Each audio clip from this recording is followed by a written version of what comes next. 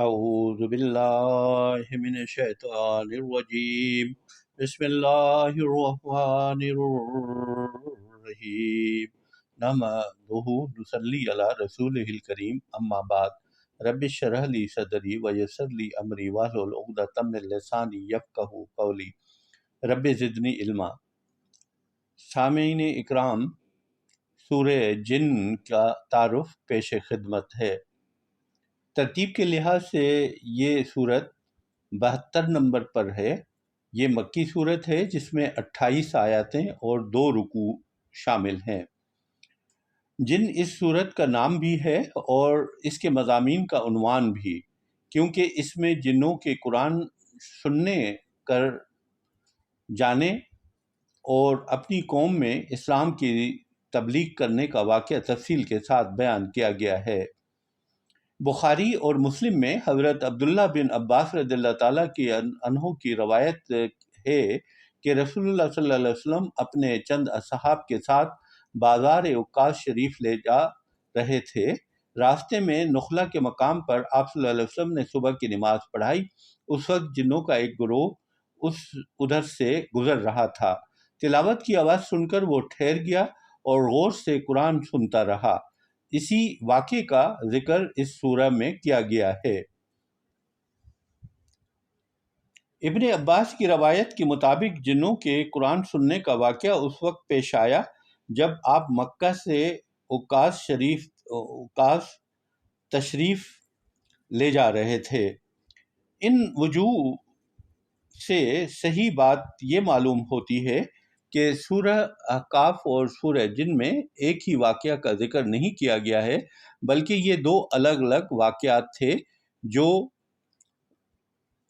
وہ مختلف سفروں میں پیش آئے تھے۔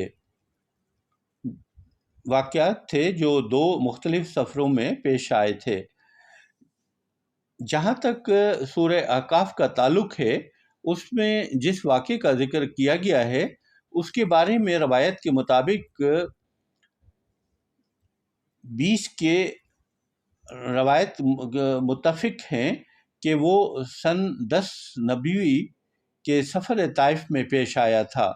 اب رہا یہ سوال کہ یہ دوسرا واقعہ کس زمانے میں پیش آیا، اس کا کوئی جواب ہمیں ابن عباس رضی اللہ تعالیٰ کی روایت سے نہیں ملتا، نہ کسی اور تاریخی روایت سے یہ معلوم ہوتا ہے کہ رسول اللہ صلی اللہ علیہ وسلم صحابہ کی ایک جماعت کے ساتھ عکاظ کے بازار میں کب تشریف لے گئے تھے۔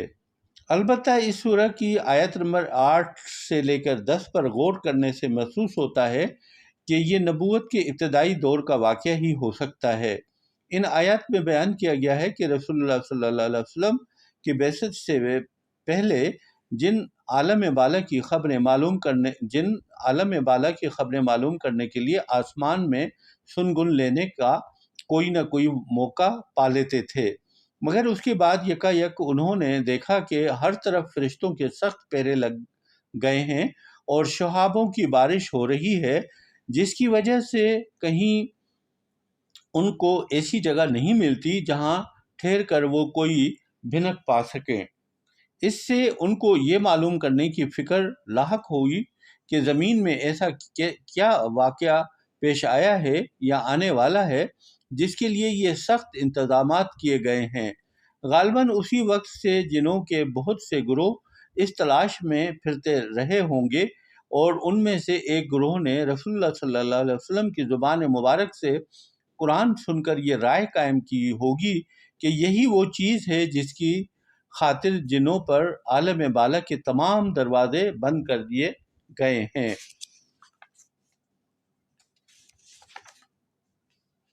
سامعین اکرام، اس سورہ میں پہلی آیت سے لے کر آیت 15 تک یہ بتایا گیا ہے کہ جنوں کے ایک گروہ نے قرآن مجید سن کر اس کا کیا اثر لیا اور پھر واپس جا کر اپنی قوم کے دوسرے جنوں سے کیا باتیں کہیں۔ اس سلسلے میں اللہ تعالیٰ نے ان کی ساری گفتگو نقل نہیں کی ہے، بلکہ صرف وہ خاص باتیں نقل فرمائی ہیں جو قابل ذکر تھیں۔ اس لیے طرز بیان ایک مسلسل گفتگو کا سا نہیں ہے، بلکہ ان کے مختلف فکروں کو اس طرح نقل کیا گیا ہے کہ انہوں نے یہ کہا اور یہ کہا۔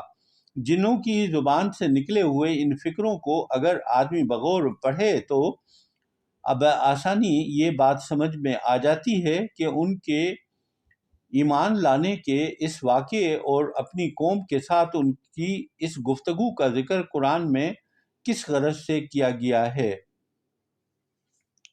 اس کے بعد آیت نمبر 16 سے 18 تک لوگوں کی فرمائش کی گئی ہے کہ وہ شرک سے باز آ جائیں اور راہ راستہ پر ثابت قدمی کے ساتھ چلیں تو ان پر نعمتوں کی بارش ہوگی، ورنہ اللہ کی بھیجی ہوئی نصیحت سے منہ موڑنے کا انجام یہ ہوگا کہ وہ سخت عذاب سے دوچار ہوں گے۔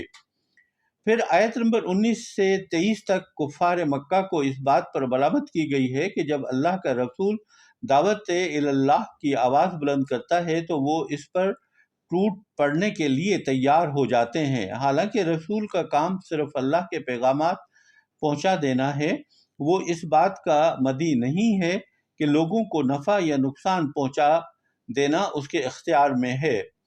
پھر آیت نمبر 24-25 میں کفار کو متنبہ کیا گیا ہے کہ آج وہ رسول کو بے یار و مددگار دیکھ کر اسے دبا لینے کی کوشش کر رہے ہیں، لیکن ایک وقت آئے گا جب انہیں معلوم ہو جائے گا کہ اصل میں بے یار و مددگار کون ہے۔